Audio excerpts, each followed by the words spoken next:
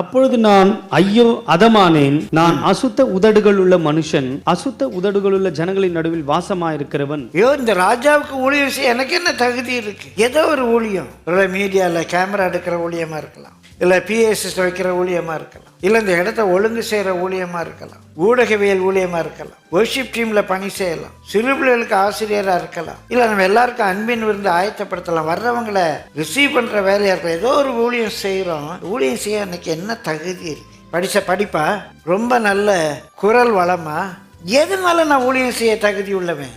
ஐயோ, எனக்கு தகுதி இல்லையா? செத்தேன் ஆதமானே.